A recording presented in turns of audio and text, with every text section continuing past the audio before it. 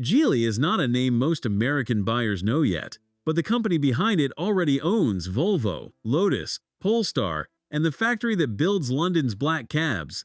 The EX5 is the first car Geely is selling under its own name across Europe, and the fact that it starts at €42,990, roughly $50,000, with massaging seats, a 15.4-inch screen, and a panoramic sunroof is standard, tells you this is not a brand testing the waters.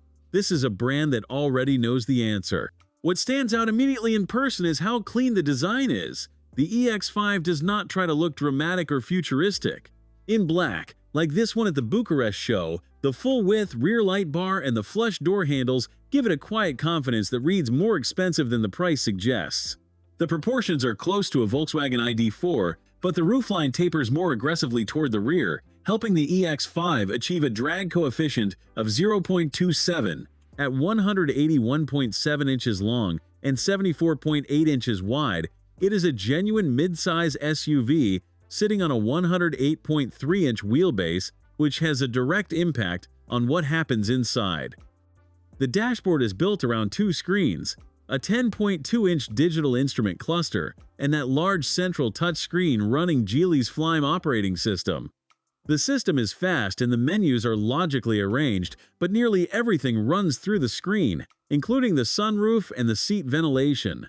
There is a single rotary controller on the center console that can switch between media volume and fan speed, which helps, but if you prefer physical buttons for your climate controls, this is not the car for you.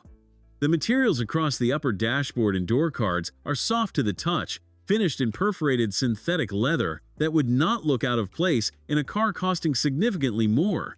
The front seats are heated, ventilated, and offer a 6-mode massage function, all standard. The bolstering is supportive without being tight, and the perforated surfaces keep things comfortable on warm days. The seat base is better under thigh support than several rivals in this segment, which matters on longer drives.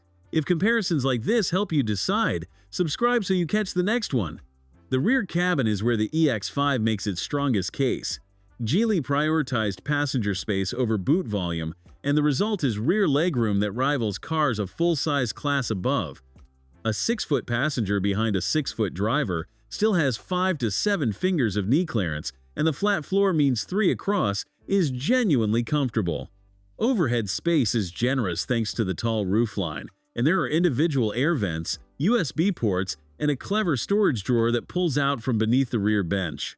Fitting a week's worth of groceries into the boot is straightforward, even if the numbers are not class-leading. The total volume is 461 liters, roughly 16.3 cubic feet, with a deep underfloor compartment adding useful hidden storage for the charging cable and tire repair kit. There is no spare wheel, which is worth noting, and the 60-40 split rear seats fold to extend the space for larger items. The single electric motor sends 215 horsepower and 236 pound-feet of torque to the front wheels.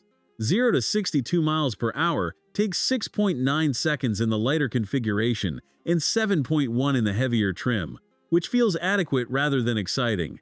The 60.2 kilowatt-hour lithium iron phosphate battery returns up to 264 miles of range on the WLTP cycle, and efficiency sits around 16 kilowatt-hours per 100 kilometers in mixed driving. DC charging tops out at 100 kilowatts, which is on the slower side for this segment. Some rivals are already offering 150 kilowatts or more as standard. That said, the 264-mile range means most owners will charge overnight at home and rarely need a rapid charger at all, taking the edge off that limitation. Geely is not asking anyone to compromise on equipment or interior quality to get into an electric SUV at this price. Whether the brand name carries enough weight in Europe to match what the car actually delivers is the question that the next 2 years will answer. For now, the EX5 is quietly making the case that the gap between a $50,000 Chinese EV and a $50,000 European one is no longer about the car itself, it is about the badge on the steering wheel. Thanks for watching. If you enjoyed this video, hit that like button and subscribe for more content just like this. Leave a comment below with your thoughts or questions. I read every single one. And don't forget to click the bell icon to get notified about my next upload. See you in the next video.